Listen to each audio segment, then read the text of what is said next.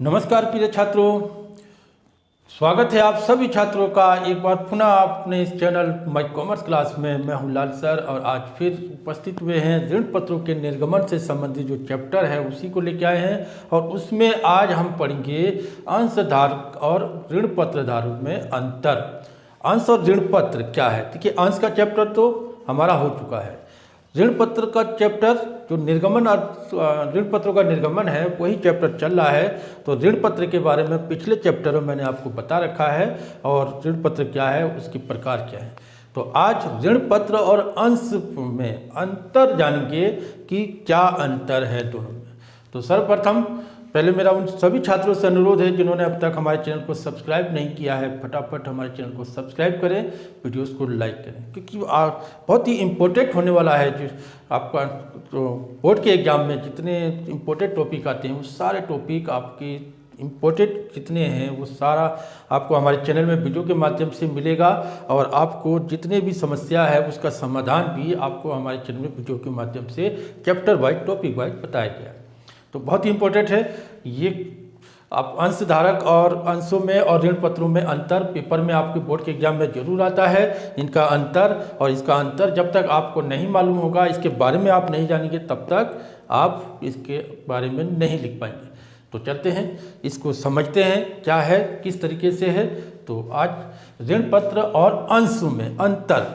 अंश तो एक तरीके से कंपनी निर्गमन करती है, उसी तरीके से ऋण पत्र का निर्गमन करती है। तो दोनों में अंतर क्या है? देखिए, इसमें सबसे पहले हमारा है इसमें अंश और ऋण पत्र में अंतर। देखिए क्या है, पहला पॉइंट है भाग। ये पूंजी का भाग है और ये कंपनी के ऋण होते हैं। जो शेयर धारक होता है, जो शेयर खरीदता है, तो एक तरीके से कंपनी में पूंजी निवेश करता है। पूंजी निवेश का मतलब हो गया कि वो कंपनी में पैसा लगा रहा है, कंपनी में इन्वेस्ट कर रहा है। लेकिन ऋण पत्रधारी जो होते हैं, ऋण जो होते हैं, वो एक तरीके से कंपनी के लिए ज़रूरत पड़ने पर बाजार से पैसा उठाती है, लोग किसी से पैसा उधार लेती है। तो एक तरीके से ये उधार है। ऋण पत्र उधार के लेने के लिए जारी किया जाता है और अंश पूंजी जुटाने के लिए जारी करती है। तो पहला पॉइंट हो गया पूंजी का भाग है और ये क्या है, कंपनी के ऋण होते हैं।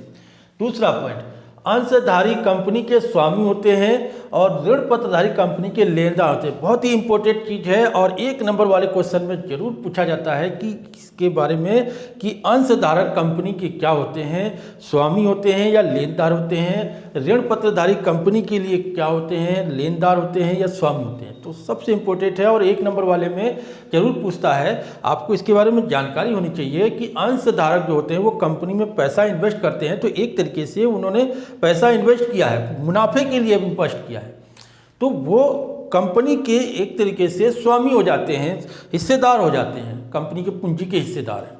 लेकिन ऋण पत्रधारी जो होते हैं वो कंपनी में इन्वेस्ट कर रहे हैं, मुनाफे के लिए कर रहे हैं, लेकिन उधार देकर कर रहे हैं। तो ऋण पत्र जब कंपनी जारी करती है तो उधार लेने के लिए करती है और उधार जो व्यक्ति कंपनी को ऋण के रूप में देता है तो वो कंपनी के लिए लेनदार हो जाता है। तो अंशधारी कंपनी के स्वामी होते हैं और ऋण पत्रधारी कंपनी के लिए लेनदार होते हैं। एक नंबर वाले में आपसे जरूर पूछता है पेपर में, ध्यान रखेंगे। अंशधारी कंपनी के स्वामी और ऋण पत्रधारी कंपनी के लेनदार होते हैं। तीसरा पॉइंट है लाभांश और ब्याज। ये भी बहुत इंपॉर्टेंट है। बोर्ड के एग्जाम में, पेपरों में बार बार कई बार पूछा गया है बच्चों से कि इसमें इसके बारे में कि अंश, जो अंश होते हैं, कंपनी पे जो पैसा इन्वेस्ट करता है वो लाभ कमाने के लिए करता है, लेकिन उसको लाभ तभी मिलेगा जब कंपनी को लाभ हो रहा हो। तो उसी लाभ में से उसको लाभ जो दिया जाता है वो किस तरीके से दिया जाता है, लाभांश के रूप पर। और लाभांश उनको तभी मिलेगा जब कंपनी को लाभ हो। हानि की दशा में कोई लाभांश, कोई मुनाफा, बेनिफिट नहीं मिलेगा। तो अंशधारकों को कंपनी में क्या मिलता है, लाभांश मिलता है, वो भी लाभ होने पर। लेकिन ऋण पत्रधारी को कंपनी के चाहे लाभ हो या ना हो, कंपनी को चाहे मुनाफा चल रहा हो या घाटे में चल रही हो, तो ऋण लिया है तो ऋण पर ब्याज तो देना ही है। ठीक है, तो ऋण पत्रधारियों को ब्याज दिया जाता है, चाहे लाभ हो चाहे हानि हो। तो जिसने पैसा उधार दिया है भैया वो तो फिर ब्याज तो देना ही देना उसको, कंपनी को, चाहे कंपनी को मुनाफा हो रहा है चाहे फिर घाटा हो रहा है। लेकिन अंशधारियों को इसमें कोई प्रतिबंध नहीं है कि आपको लाभांश मिलना ही मिलना है, चाहे लाभ हो चाहे नहीं। तो वहाँ तो वो हिस्सेदार हैं, कंपनी को मुनाफा होगा तो उसको लाभ मिलेगा, लाभांश मिलेगा लाभ में से, नहीं होगा तो नहीं मिलेगा। लेकिन ऋण पत्रधारी को तो ब्याज चाहिए, चाहे उसको मुनाफा हो रहा हो चाहे नहीं हो रहा हो, ब्याज तो देना ही देना है। ठीक है बच्चों, तो ये 2 पॉइंट है आपका, बहुत ही इंपॉर्टेंट है।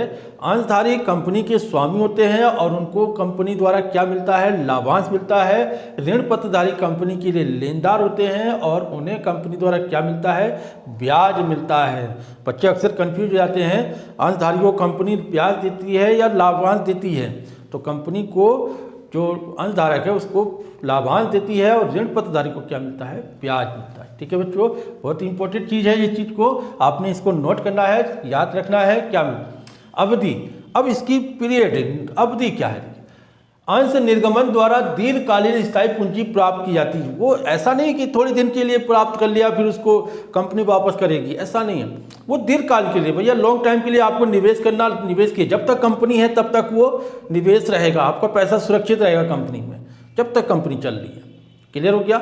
लेकिन ऋण पत्रधारियों को क्या है कि वो अस्थायी रूप से, चाहे कम समय के लिए हो चाहे दीर्घकाल के लिए, कंपनी अपनी आवश्यकता अनुसार जितने दिन के लिए उसको ज़रूरत है उतने दिन के लिए ले सकती है, चाहे वो दीर्घकालीन लंबे पीरियड के लिए ले ले या अल्पकालीन मतलब 5 साल 4 साल 10 साल के लिए ले या 20 साल के लिए ले ले, दीर्घकाल के लिए।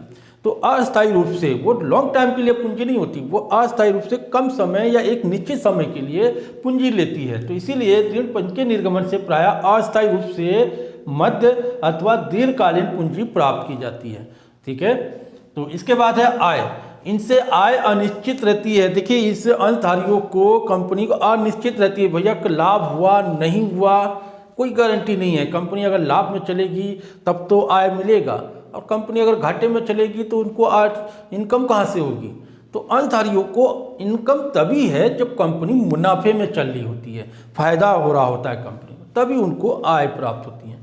लेकिन ऋण पत्रधारियों को इनकी आय निश्चित रहती है। ऋण पत्रधारियों को जो ऋण चुकाने के लिए ऋण पत्र जारी किया जाता है तो उसमें सारी चीज़ें, सारी बातें लिखी होती है। आपका लोन कितने टाइम के लिए लिया जा रहा है, आपका लोन जो आपने जो लोन देना है उस पर कंपनी कितना ब्याज देगी, किस दर से देगी, वो सारी बातें तय होती है। तभी उस पर कंपनी को लोन जनता द्वारा या किसी द्वारा लोन दिया जाता है। तो वो पैसा वो ऋण पत्रधारियों के लिए तो निश्चित है, भैया इतना % निश्चित ब्याज दर पर जारी किया गया था ऋण पत्र, तो उस पर उतना ब्याज देना ही देना है, निश्चित है, उसमें कोई वो कम ज़्यादा नहीं हो सकता। तो इसलिए इनका जो है आय निश्चित रहता है। ऋण पत्रधारियों को ब्याज तो देना ही देना है, लेकिन अंशधारियों को लाभांश मिला नहीं मिला कोई गारंटी नहीं है, लाभ होगा तो मिलेगा। इसलिए इनको आय जो होती है अनिश्चित रहता है और इनकी जो आय होती है वो निश्चित रहता है। इसके बाद प्रकार, ये 2 प्रकार के होते हैं। कौन कौन से होते हैं? 2 प्रकार, एक समता अंशधारी और एक ऋण पत्रधारी। समता अंशधारी और ऋण पत्रधारी 2 प्रकार के अंश है, ये मैंने आपको पहले भी बता रखा है, वो देख सकते हैं। लेकिन इसके कई प्रकार हैं, पिछले वीडियो में मैंने इसके कई प्रकारों के बारे में बताया। 5 प्रकार हैं, 5 में भी 2-2 करके मैंने आपको 10 प्रकार बताए, कुल मिला के 10 प्रकार आपको बताए हैं। ठीक है बच्चों, तो 10 प्रकार के इसके लगभग हैं और ये लगभग 2 प्रकार की, ये 2 प्रकार के। मतदान, अंशधारियों को कंपनी, एक तो कंपनी के स्वामी होते हैं, कंपनी के क्या होते हैं, ये स्वामी होते हैं, और स्वामी होने के नाते कंपनी की आम सभा, जो साधारण जो मीटिंग है, जो आम मीटिंग है, उसमें भाग लेने का अधिकार है और वोट देने का अधिकार है। लेकिन 2 प्रकार के मैंने बताया आपको, समता अंशधारी और पूर्वाधिकार अंशधारी। तो पूर्वाधिकार अंशधारी को भाग दे या मीटिंग में भाग लेने का अधिकार नहीं है, समता अंशधारियों को दिया गया है।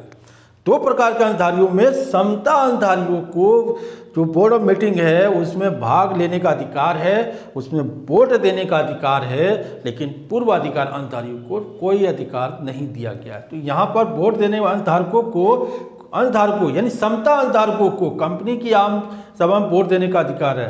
लेकिन इन्हें वोट देने का अधिकार का कोई मतलब ही नहीं, उन्हें वोट देने का मतलब मीटिंग में भाग लेने का कोई मतलब नहीं है। इन्हें तो ब्याज निश्चित है, इनका पैसा निश्चित है, इनको ब्याज मिलना है, पैसा तो मिलना ही मिलना है पहले, तो इसलिए इनको कंपनी आम सभा में वोट देने का अधिकार नहीं होता है।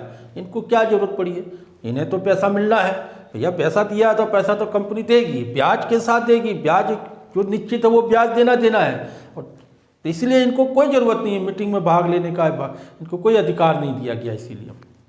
इसके बाद प्रबंध के अधिकार, इन्हें प्रबंध के समस्त अधिकार, देखिए मीटिंग में जब भाग लेने का अधिकार है तो प्रबंध के भी अधिकार दिए गए हैं, उसमें मीटिंग में भाग लेने प्रबंध के अनुसार उसको देखने का अधिकार भी है, सब कुछ अधिकार है। लेकिन इन्हें प्रबंध संबंधी अधिकार नहीं है। मैंने पहले ही कहा था इनको कोई मतलब नहीं है भैया, इन्हें तो लाभ क्या नाम है जो आय है निश्चित है, इनको ब्याज जो निश्चित है उनका तो वो मिलना ही मिलना है, लोन दिया है वो भी देना ही देना है, तो इनको क्या मतलब है। इसलिए इनको प्रबंध संबंधी अधिकार नहीं है, ना ही वोट देने का अधिकार है, कोई ज़रूरत नहीं है क्योंकि उन्हें मिलना है। ऋण प्राप्ति क्षमता, हाँ ऋण प्राप्ति क्षमता, कंपनी की जितनी अंश पूंजी जितनी ज़्यादा रहेगी उतनी ही उसको ऋण लेने में आसानी होगी, क्योंकि पूंजी की क्षमता जितनी ज़्यादा उतना ही उसको ऋण लेने में आसानी मिल जाएगी, उसको ऋण क्षमता भी उतनी ही आसानी होगी। तो क्या होगा कि अंश पूंजी अधिक होने से कंपनी की ऋण लेने की क्षमता बढ़ती है, जैसे कि पूंजी की जैसे जैसे पूंजी इसकी बढ़ती जाएगी, पूंजी की क्षमता बढ़ती जाएगी, उसका आकार बढ़ता जाएगा, कंपनी का मुनाफा बढ़ता जाएगा, तो उसी आधार पर उसकी पूंजी क्षमता लायबिलिटी बढ़ती जाएगी, तो कैपिटल बढ़ता जाएगा, तो फिर वो कंपनी क्या करेगी, आसानी से कहीं से ऋण जरूरत पड़ने पर ऋण जुटा सकती है, क्योंकि उससे आवश्यकता है और ऋण जुटाने के लिए उसको ज़्यादा कुछ नहीं, क्योंकि जिसने ऋण देना वो देखेगा क्या कि कंपनी की स्थिति क्या है, उसकी मुनाफा किस तरीके से हो रहा है नहीं हो रहा है, सारी चीज़ देखने के बाद लगे कि हाँ अच्छी है, सही तरीके है, सही पोजीशन है, तो ऋण दे देगा। तो इसलिए पूंजी अंश पूंजी अधिक होने के कारण क्या होगा, अधिक होने से कंपनी को ऋण लेने की क्षमता बढ़ती है। लेकिन ऋण पत्र जारी करने का मतलब है जितना ऋण पत्र जारी करेगी उसको ऋण लेने में क्षमता कम हो जाएगी, क्योंकि ऋण पत्र का मतलब क्या है, उधार लेना, और उधार लेने जितना कंपनी बार बार उधार लेती रहेगी पूंजी कहाँ से जुटाएगी, उधार ही इतना हो जाएगा तो पूंजी कहाँ से हो जाएगा, उसकी संपत्ति नहीं होगी।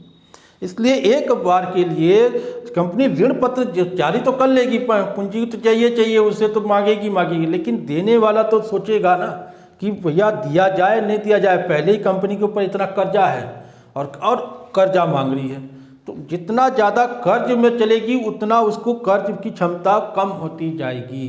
जितना कम कर्ज होगा, जितनी अधिक अंश पूंजी होगी उतना कर्ज लिया जा सकता है। इसीलिए ऋण पत्र जारी करने पर कंपनी की उधार लेने की क्षमता कम हो जाती है। इसके बाद अब लास्ट पॉइंट है शोधन भुगतान, सबसे इंपॉर्टेंट चीज़ है शोधन।